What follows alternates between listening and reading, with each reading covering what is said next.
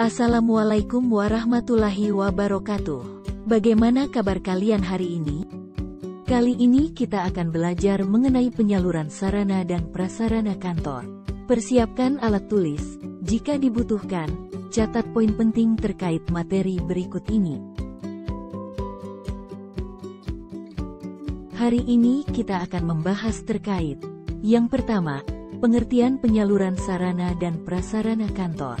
Kemudian, fungsi administrasi penyaluran sarana dan prasarana kantor.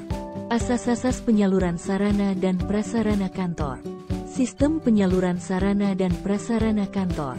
Dan yang terakhir, langkah-langkah penyaluran sarana dan prasarana kantor.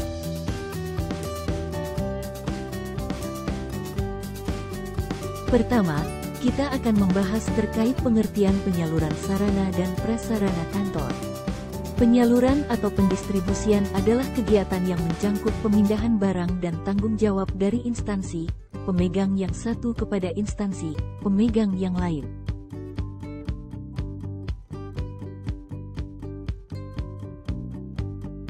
Pendistribusian atau penyaluran sarana dan prasarana kantor merupakan kegiatan pemindahan alat dan penunjang penyelenggaraan kegiatan kantor dan tanggung jawab penyimpanan kepada unit-unit yang membutuhkan secara sistematis agar dapat diketahui dan dikontrol secara pribadi.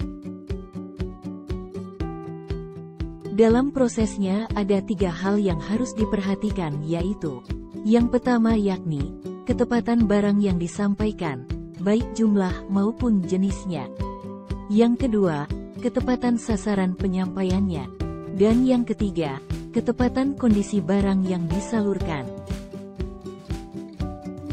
Selanjutnya, kita akan membahas terkait fungsi administrasi pengaluran sarana dan prasarana kantor. Yang pertama yakni, untuk memudahkan pengontrolan, pengawasan sarana dan prasarana kantor. Yang kedua, memudahkan dalam menganalisis sarana dan prasarana kantor. Yang ketiga, agar dapat memenuhi unit-unit yang membutuhkan sarana dan prasarana kantor dengan cepat dan tepat. Yang keempat, untuk memudahkan pengalokasian sarana dan prasarana kantor. Untuk dapat dikatakan berjalan secara efektif, dalam pendistribusian harus memenuhi beberapa asas pendistribusian. Ada beberapa asas pendistribusian yang perlu diperhatikan, yaitu yang pertama, asas ketepatan. Asas ketepatan meliputi ketepatan barang yang disampaikan, baik jumlah maupun jenis barang, ketepatan sasaran penyampaiannya, dan ketepatan kondisi barang yang disalurkan. Yang kedua, asas kecepatan. Asas kecepatan memperhatikan besarnya waktu, jarak yang ditempuh dalam proses pendistribusian barang. Yang ketiga, asas keamanan. Asas keamanan memperhatikan keamanan kondisi barang dalam proses pendistribusian. Yang keempat, asas ekonomi. Asas ekonomi memperkirakan ketepatan dalam pendistribusian barang sesuai dengan kebutuhan.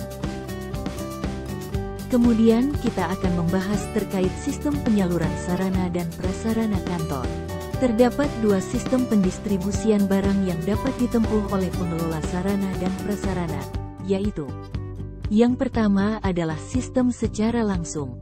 Dengan menggunakan sistem pendistribusian langsung, berarti barang-barang yang sudah diterima, diinventarisasikan langsung dan disalurkan pada bagian-bagian yang membutuhkan tanpa melalui proses penyimpanan terlebih dahulu. Kemudian yang kedua adalah sistem secara tidak langsung. Sistem pendistribusian tidak langsung berarti barang-barang yang sudah diterima dan sudah diinventarisasikan tidak secara langsung disalurkan, melainkan harus disimpan terlebih dahulu di gudang penyimpanan dengan teratur. Hal ini biasanya digunakan apabila barang-barang yang lalu ternyata masih tersisa. Berikut ini langkah-langkah pendistribusian sarana dan prasarana kantor. Yang pertama adalah penyusunan alokasi.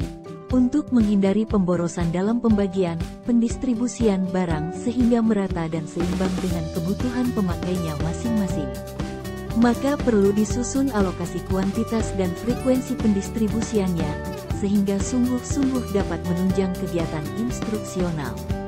Dalam penyusunan alokasi barang tersebut perlu memperhatikan beberapa hal sebagai berikut. Pertama, penerimaan barang. Kedua, waktu penyerahan barang. Ketiga, jenis barang. Keempat, jumlah barang. Kelima, kegunaan, keperluan barang. Kemudian langkah yang kedua yakni pengiriman barang. Pengiriman barang dari pusat-pusat penyalur barang perlu memperhatikan beberapa hal sebagai berikut.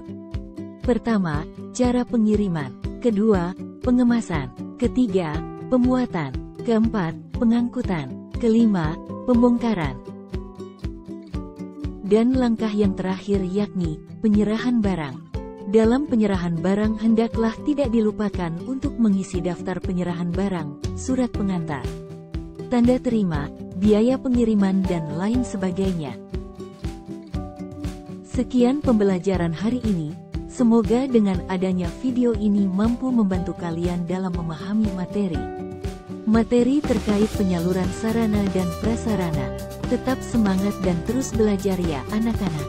Sampai jumpa di video selanjutnya.